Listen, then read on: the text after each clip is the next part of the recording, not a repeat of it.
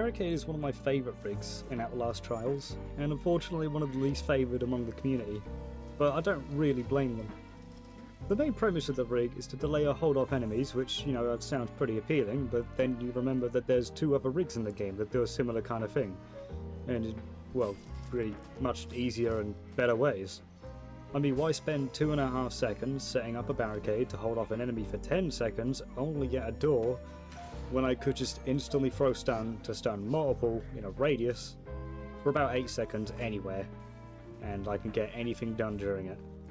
Or why not just use the blind mine that lasts even longer at 15 seconds and I get to use it twice?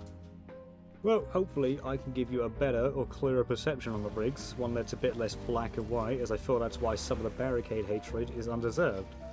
I mean, if we based everything entirely off of duration, then the blind mine would stomp the stun rig easily. But across almost the entire community, it's pretty undebated that the stun rig is the strongest, mainly due to instant activation and range, and as well as a lack of commitment to an area. So let's try and see what we can find out about the Barricade Rig. I started off doing a bit of testing. I had to find out exactly how long a barricade will keep an enemy at bay for. I tested on normal X-Pop, heavy X-Pop, Jaeger, and Coil because he was a prime asset. I was surprised to find that across all 4 of them, it seemed to have about roughly the same duration of about 10 seconds. Jaeger seems more like 8, but the enemy usually takes about 8 to 9 seconds to actually break the door, but follows up with an animation of them getting their bearings straight, which usually makes it about 10 seconds. The heavy X-Pop in particular seems to break the door the quickest, but then he just stands there like an idiot for a couple of seconds before doing anything. So we've got a number of 10 seconds, which we can use for a metric of how effective it is at enemy delay, but there's still more to it. Look at how they're used during chases, for example. Stun rig is an instant throw for 8 seconds. Barricade rig requires you to stand still for 2.5 before giving you a 10-second delay for the enemies. It's effectively making it more like 7.5 seconds, but just barely short of the stun rig. The stun rig gets to be used once every 170 seconds with maxed out upgrades. Barricade gets one every 34.5, so why doesn't everyone just use Barricade? Well, it's because of what I said earlier, really. It's not that simple. None of it ever is, and black and white thinking is going to be the downfall of it. What if I need some time to revive someone in a room? If I have a barricade, I need to have a doorway to set up a barrier between the enemy and I. If the enemy is in the room with me already, then I need to first lure them out and kite them and get back in and deploy the barricade. If there's multiple, then I'm going to have to make sure I do that to every single enemy before doing it, which costs me even more time that my teammate probably doesn't have. Then we've got to factor in the time spent from me running from the barricade door to my teammate, and I haven't even mentioned yet that barricade is essentially getting less delay if the enemy starts hitting it as I'm putting it on, since it's losing health before I've even left the door. And on top of all of this, enemies are still trying to attack me. Yeah, you're running away from them, but you can only loop a Pitcher or the Crest Twins or Franco so much without being burned or poisoned or shot. How does stun do all of this? You just stand next to your teammate and throw the stun at the enemies. At range. Instantly.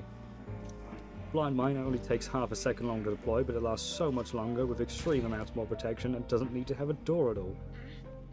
Wait, so what the hell does Barricade even have? Lenience. Stun and blind mines are long cooldown, big commitment use rigs. If you use a stun, then you're going to have to acknowledge that you're not going to be able to do that again for about another 3 minutes. The blind mine has a cooldown of about 2.5 minutes. Possibly not even getting used in the end and being shut down the moment you put down another one.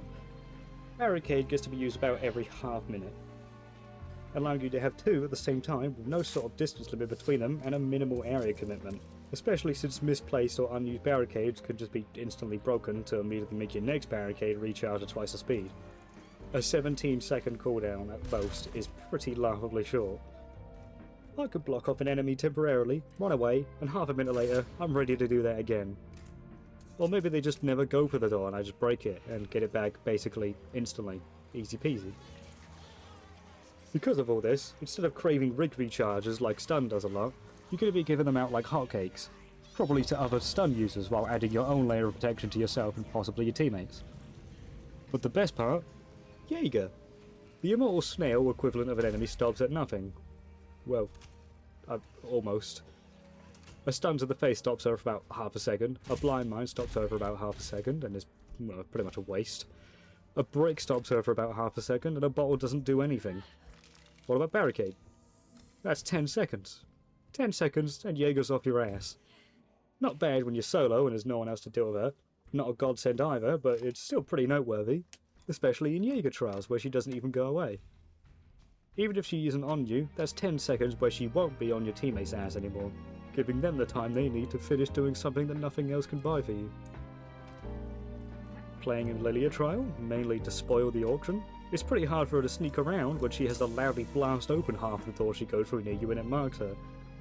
The best part is you can hardly chalk up that it kind of forces you into a route. Enemies breaking barricaded doors seem to have been lobotomized and just completely ignore anything else you do if it's not throwing a brick at their giant forehead.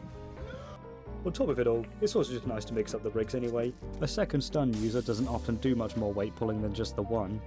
You can't stack stun durations without having the second stun user sit there the entire 8 seconds and stunning again, or another blind mine. But enemies aren't going to have fun if they get stunned in blinding smoke for 15 seconds, then try to leave only to see the jaw has a giant metal equivalent of "fuck you" plastered across it. But I can only do so much. There's some of this stuff that you're going to have to experience yourself, and I really implore you to do it. I've slowly gone from thinking that Barricade was pretty gimmicky to somewhat enjoying it a bit, and now I'm pretty addicted to it. So maybe you should try out yourself, see how much enjoyment you get out of it. But yeah, no, that's really about it. See ya.